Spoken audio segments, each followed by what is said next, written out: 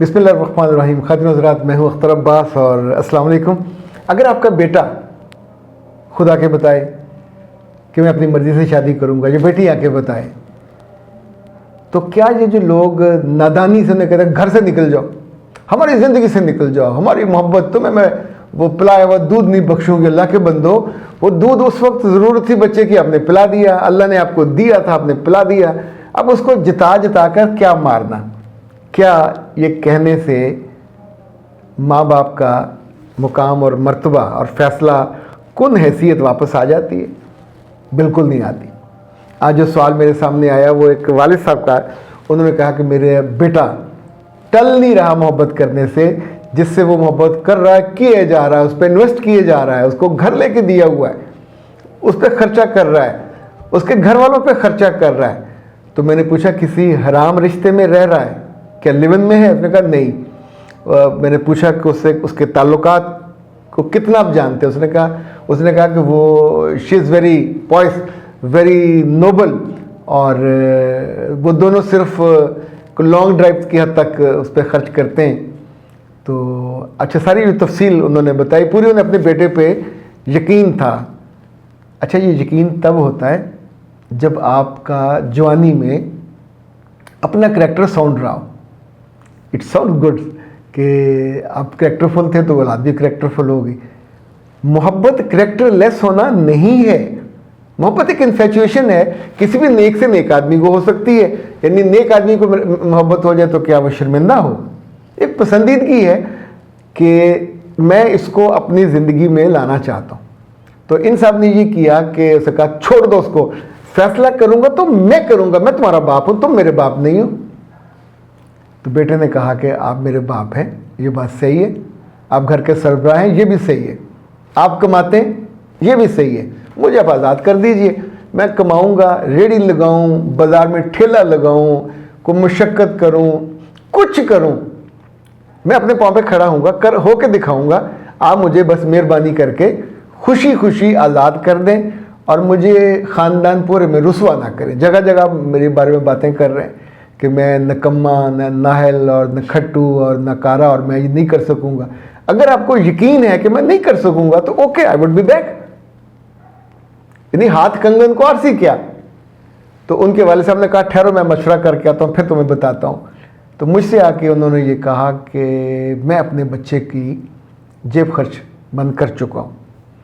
मैंने उसके लिए कोई 1 करोड़ रुपया रखा हुआ है बिज़नेस के लिए, पर अब मैं उसको नहीं दूँगा और मैं उसे कुछ भी नहीं दूँगा। वो हॉस्टल में रहे, कहीं रहे, किसी दोस्त के साथ रहे। तो मैंने सारी बातें सुनने के बाद उनसे सिर्फ 2 सवाल किए। Do you think at the moment are you a role model for your son? उसने कहा नहीं। The son has started hitting his father, क्योंकि इसने फ़ौरन ही उसकी उस पसंद पे जो अटैक किए वो उसकी गुर्बत, उसकी शक्ल, उसके करैक्टर पे थे। अच्छा, वो लड़का जानता था कि शी इज़ करैक्टरफुल, वो करैक्टरलेस नहीं है। सम टाइम इट हैपन्स, लड़कियां चालाक होती हैं, मक्कारी से ये करती हैं। सम टाइम ये होता है कि जो लड़का है उसकी ज़िंदगी में उससे समझने वाला, उसे सुनने वाला, उसकी तारीफ़ करने वाला कोई नहीं होता।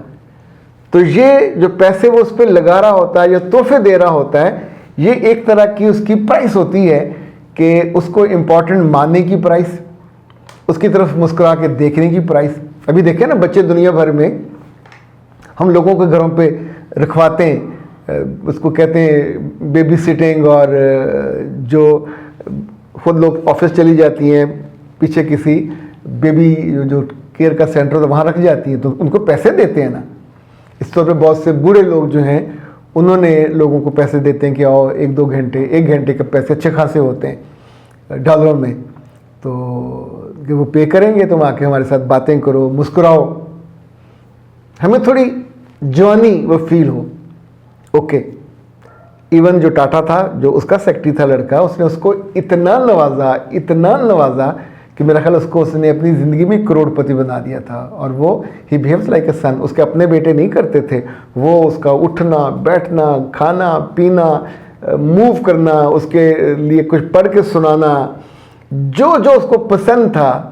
ज़ाहिर है इतनी बड़ी कंपनी का वो सरबराह था, इख्तियार भी था, पैसा भी था, तो वो बेचारगी की मौत नहीं मरा। उसने उस बच्चे को अपने असिस्टेंट और एग्जीक्यूटिव असिस्टेंट के तौर पे ग्रो किया, तो उसका रोल मॉडल बना।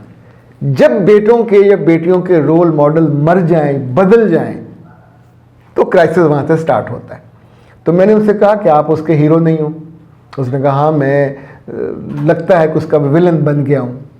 तो अगला सवाल मेरा ये था, क्या आप उससे वाकई नफरत करते हैं? उसने कहा नहीं, मेरी तो ज़िंदगी का हासिल वसूल हुई है। यानी एक मेरा बेटा है, आई लव हिम, मैंने उसके लिए इतने पैसे रखे हुए हैं, अपने काम मैंने इतने उसके लिए प्लान किए हुए हैं, दुनिया में जगह जगह जाने का मैंने उसके साथ प्लान बनाया हुआ, लेकिन उसने मुझे मेरे साथ ऐसा क्यों किया? तो अब इसलिए मैं उसे बदल लूँगा। तो मैंने उससे कहा ओके, आप उसके पैसे बंद कर दें, जेब खर्च बंद कर दिया, इन्वेस्टमेंट आप नहीं दोगे। अब वो जिंदा वजूद है, आपका बेटा है, तो आप लाहौर में एक रिस्पेक्टफुल फैमिली से हैं, उसको भी जानने वाले होंगे। मुश्किल दिनों में वो क्या करेगा? क्या बैंक में जाएगा लोन लेने, या सड़क पे वो बांसुरी बजाएगा, गिटार बजाएगा, लोग पैसे डाल के जाएंगे? अपने किसी न किसी रिश्तेदार के पास जाएगा। वो आपकी सगी बहन हो सकती है, उसका मामा, चाचा, ताया, कुछ भी हो सकता है, कोई दोस्त हो सकता है, दोस्त का अब्बा हो सकता है, और कोई मक्कार चालाक शख्स भी हो सकता है। मुश्किल दिनों में जो बच्चे या बच्ची के साथ खड़ा होगा, स्टैंड लेगा, उसका पुश्तबान या पुश्तपना बनेगा, he would be the hero. तो पैसे आपका भाई देगा, तो उसके बाद जिंदगी भर आप अपने बच्चे के मोहब्बत के खाने में जा ही नहीं सकोगे। फिर आपको बात करनी हुआ करेगी तो उस खाला, मामू, चाचू, उनके बच्चे, या अपने बेटे के किसी दोस्त, या उसके किसी टीचर, जिन्हें जो भी उसको हेल्प करेगा, उसके रास्ते उसके दिल तक पहुंचेंगे। तो मोहब्बत की मोटरवे आपने बंद कर दी, अब आप उससे उतरने का रास्ता भी बंद कर रहे हैं। बेटे और बेटियों को कमरों में बंद किया, उनके अदारे छुड़वा दिए, उनके पैसे बंद कर दिए, उनके कपड़े बंद कर दिए, उनकी खुशी का रास्ता बंद कर दिया। ये सब उनके दिलों से और उतर जाते हैं। यानी जिस दिल और वजूद में बुढ़ापे में आपको सहारा देना था, खुशी देनी थी, आप उसकी एक पसंद की वजह से, हम नहीं जानते कि वो मैच्योर भी हो पाएगी कि नहीं, हम नहीं जानते कि वो कितना अरसा चल पाएगी। फर्ज करें आप ब्याह दो उसको जबरन, 110% वो रिश्ता नहीं चलता, ना लड़की का चलता ना लड़के का। 2 माह बाद, 4 माह बाद, 6 माह बाद डिवोर्स होकर घर वापस आ जाते हैं, चूँकि उसकी वो ओनरशिप ही उन्होंने नहीं ली थी। तो इसकी तो ओनरशिप वो ले रहे हैं। तो जब वो ओनरशिप ले रहे हैं, जो उस ओनरशिप को लेने में उनकी मदद करेगा, उनको ताना नहीं देगा, फितना नहीं बनेगा, वो उनका विलन नहीं बनेगा, मेरे रब की दुनिया है, वो लोगों को भूखा नहीं मारता, बेवकूफ़ करके भी नहीं मारता। उसकी अपनी ज़िंदगी बच्चे की बड़ी हो रही, उसका रिस्क लिखा हुआ है। अब्बा के साथ नहीं आएगा तो किसी कंपनी से आएगा, ससुराल से आएगा, दोस्त, कहीं ना कहीं से तो आना ही आना है। अब जो उसको संभाल लेगा मुश्किल दिनों में, ये इमोशनल गैप है, आप इसको बढ़ा रहे हो। जब ये बढ़ जाएगा तो आंसू और तन्हाई और मायूसी और डिप्रेशन, इनके अलावा इंसानों के पास कुछ नहीं बचता।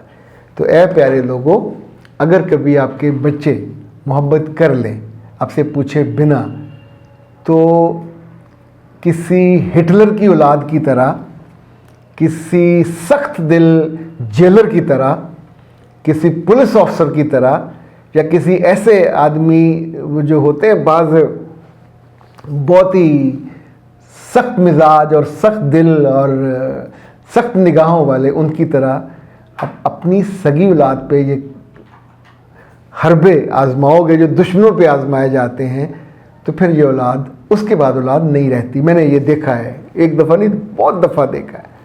फिर इनकी वापसी नहीं होती, मुल्क छोड़ के चले जाएंगे, वहीं दूर हो जाएंगे। कभी मिलने का मौका मिला भी तो मुंह झुका के खामोशी से बैठे रहेंगे। वो अपने उन माँ बाप को एक्सेस देने से इनकार कर देते हैं दिल की, जिन्होंने उन्हें डिसग्रेस या डिसरिस्पेक्ट किया होता है। कहीं मैं इसको डिफरेंस ऑफ ओपिनियन या डिफरेंस ऑफ चॉइसेस कहता हूँ। आपके पास कोई चॉइस नहीं है उसकी शादी का, बच्ची का या बच्चे का, उसने एक पहले कर लिया है। आने वाले दिनों में हम रेजिस्ट नहीं कर सकेंगे। ये एक ऐसा फिनोमिना जो पहले भी था पर अब बहुत बढ़ गया। यानी बाकी दुनिया में तो वालिदैन को औलाद ने धीरे धीरे इस फर्ज से ही सुबक दोष कर दिया कि भाजी तुसी आराम करो, असी शादी कर लेंगे, चल गई तो चल गई, नहीं चली तो छड़ देंगे। That's the approach. अभी हमारे यहाँ इतना ब्लंट नहीं कहते, पर मैं ऐसे केसेस में कहता हूँ कि अल्लाह के बंदो उसको ट्राई कर लेने दो। अगर चल गया तो किस्मत अच्छी, अपनी चॉइस है उसकी, संभाल लेगा। ना चला तो माँ भी है, बाप भी है। ये मत कहिए कि वापस नहीं आना, वापस आए तो घर से, नज़रों से, दिल से तुम पे दरवाजे बंद हैं। आपको दुनिया के मालिक हो क्या, आप उस बच्चे के खालिक हो क्या, गार्डियन हो, तो गार्डियन बने। उसके ऊपर सांस और ज़िंदगी और खुशियों के दरवाजे बंद करने वाले जेलर मत बने। इजाज़त दीजिए। अस्सलाम।